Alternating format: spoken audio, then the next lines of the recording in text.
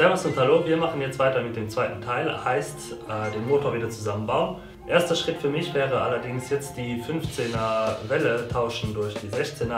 Falls das bei euch nicht der Fall ist, weil ihr einen neueren Motor habt, der schon diese 16er Welle verbaut hat, überspringt einfach den Teil und wir sehen uns dann bei dem restlichen Zusammenbau. Der sollte im Prinzip gleich sein wie bei mir.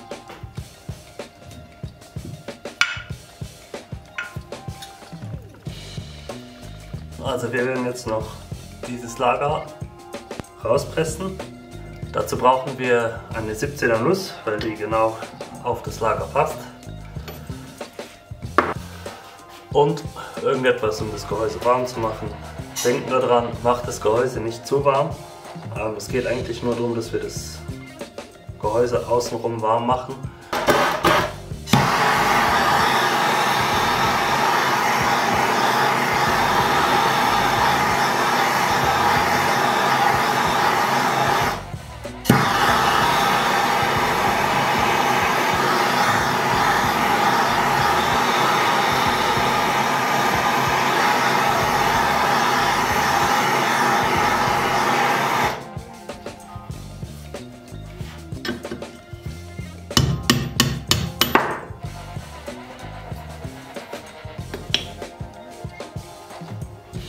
Dann braucht ihr idealerweise das neue Lager.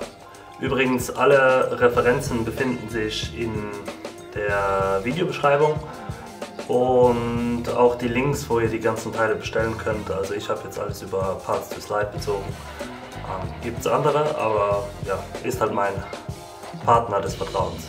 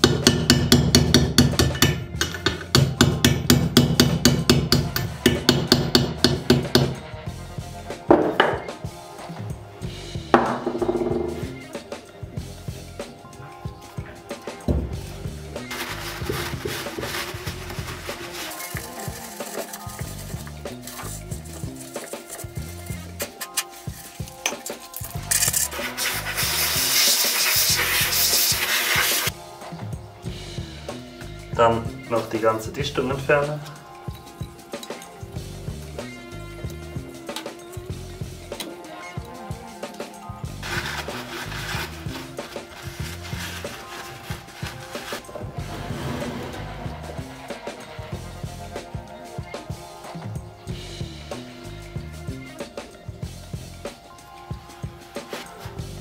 Am besten dafür nehmt ihr irgend so eine sehr reine Stahlwolle.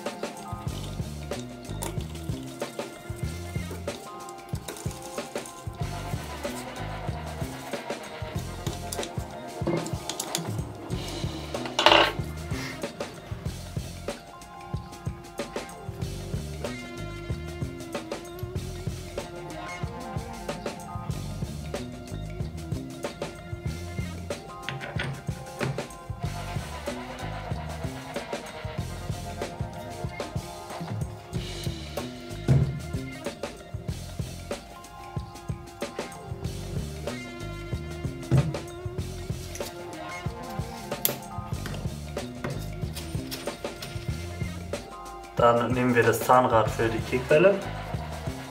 Hier kommt noch eine Unterlegscheibe.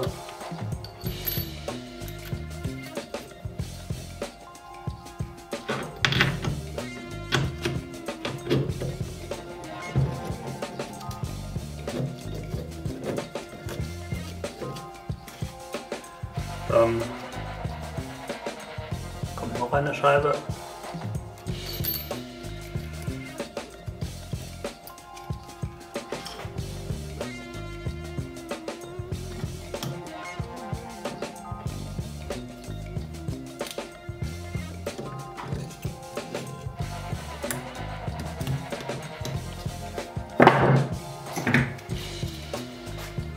Dann Kupplungskorb.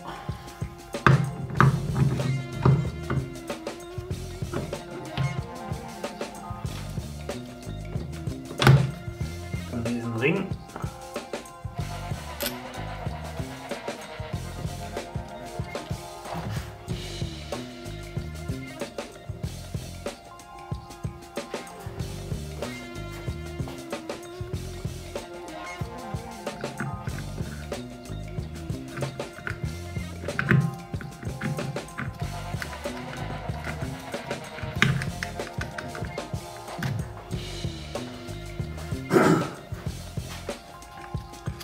Falls ihr die Kupplung tauscht, denkt dran, dass ihr diese Blätter vorher im Öl einlegt, 24 Stunden.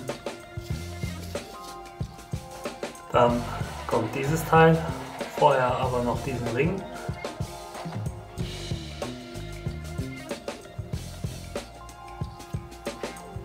Mit den Zacken nach unten.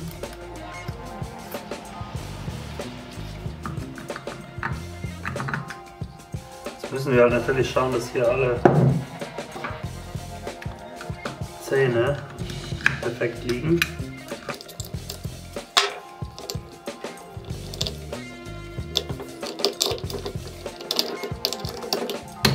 Und mit ein bisschen Glück rutscht es auch alles so rein. Sonst müsst ihr halt diese Kupplungslamellen auf dieses Teil setzen und dann das so reinsetzen.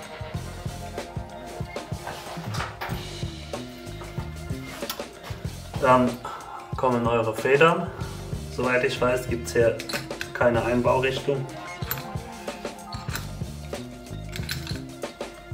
Und logischerweise dann die Druckplatte drauf. Das machen wir aber jetzt erst im nächsten Schritt, weil wir ja noch die Schraube festziehen müssen. Das wäre es dann soweit mit dem Einbau auf dieser Seite.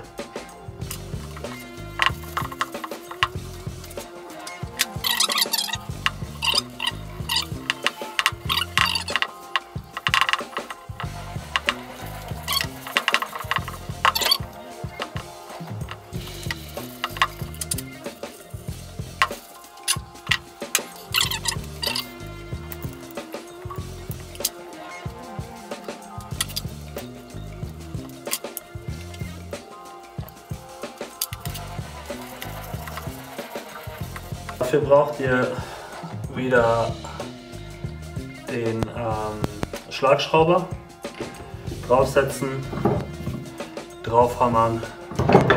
Ihr wisst, wie es funktioniert.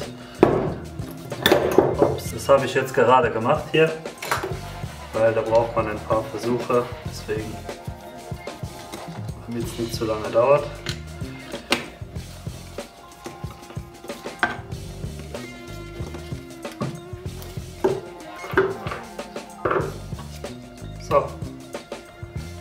aufgebaut.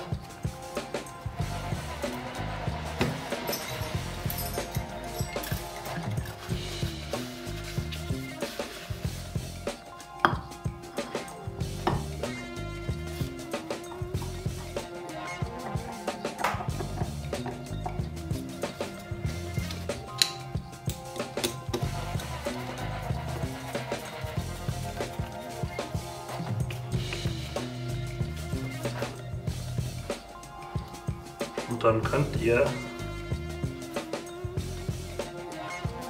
euch den so rum um die Kurbelwelle rum setzen, dass nur die Pleuelstange rausschaut.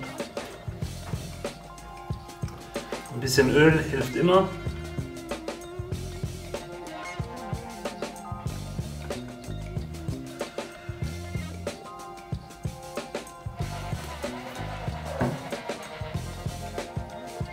Ihr habt auf dem Kolben eine Markierung, da steht in, das heißt, da kommt die Luft rein, kommt also an den Einlass. Wichtig. So weit reindrücken, bis er die andere Seite am Sicherungsdraht ist.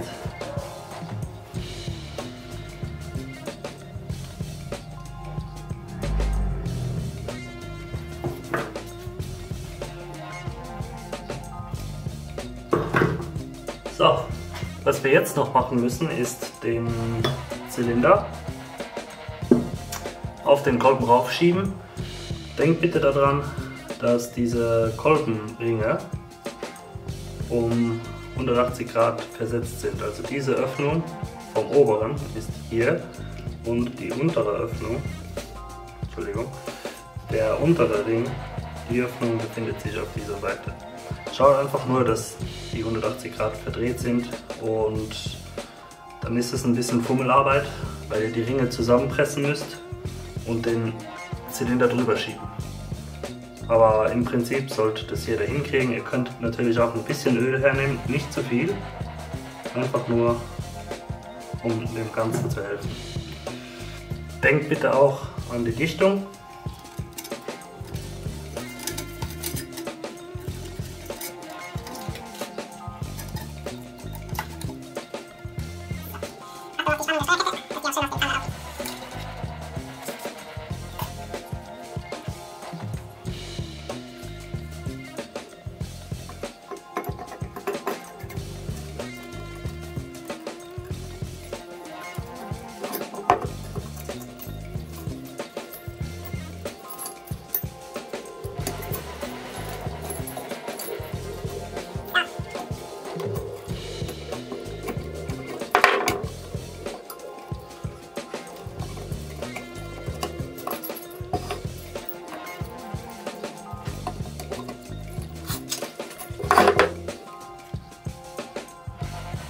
Dichtung aufsetzen.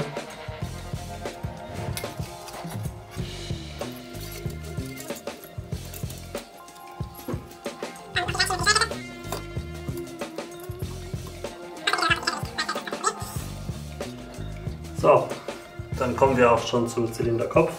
Hier einmal kurz schauen, ob das sauber gemacht werden muss, so wie bei den anderen Teilen.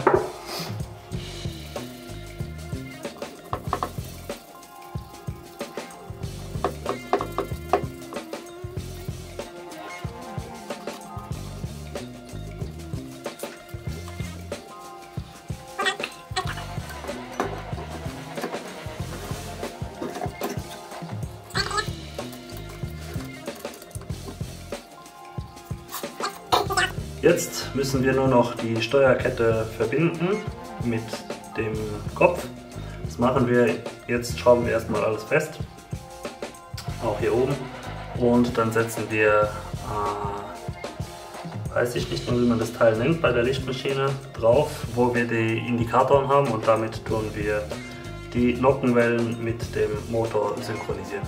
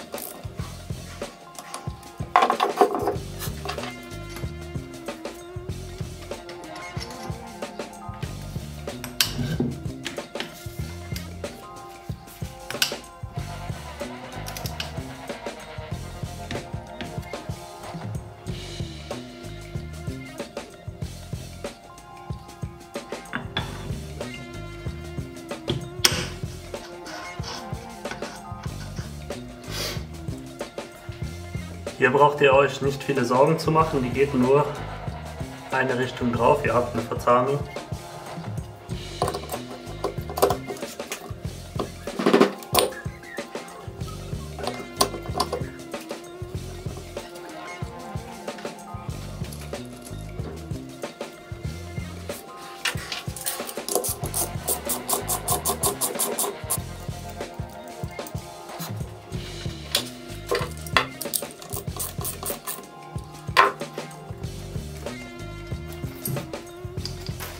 Lassen wir es einmal kurz durchlaufen.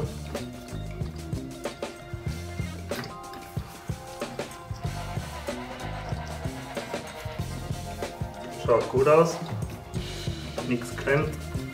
Das Teil jetzt kurz hier rauf. Denkt dran, die haben wir noch nicht ganz festgezogen, das machen wir ganz am Ende. Wir halt wieder diesen Deckel ab.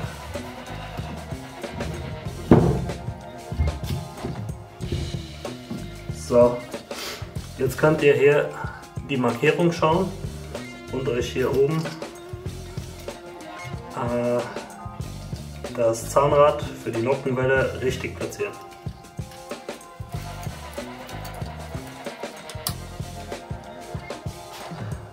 So, also, ich habe mir jetzt das Kettenrad draufgesetzt, ohne Schrauben, sodass die Kette frei drehen kann. Und jetzt setze ich hier meinen Aufsatz auf. Und dann können wir drehen und hier die richtige Markierung rausfinden.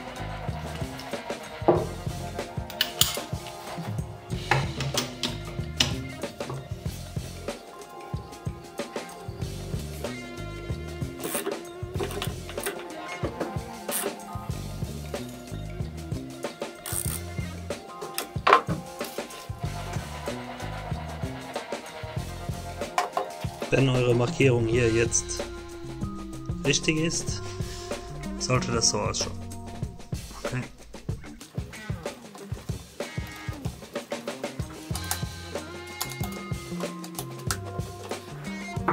So, ganz wichtig, jetzt nochmal durchdrehen und schauen, ob alles ohne Probleme läuft.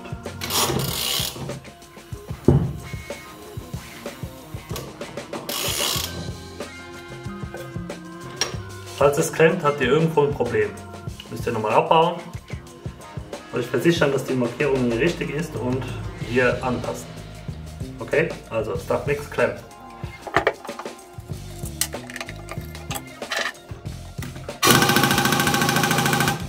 Braucht ihr wieder den komischen Aufsatz.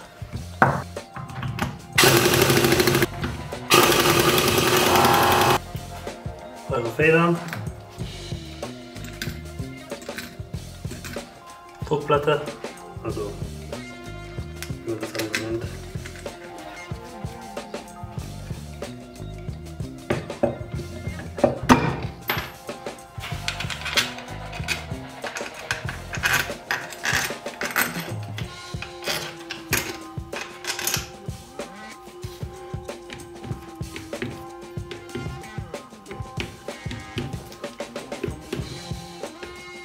Machen wir nur noch den Steuerkettenspanner, die neue Dichtung. Nochmal, falls ihr den Steuerkettenspanner noch nicht reingefahren habt, wenn die Feder reinkommt, drückt den raus. Um ihn reinzufahren, müsst ihr hier drücken, Feder raus und rein. Wichtig, der muss eingefahren sein, bevor ihr einbaut.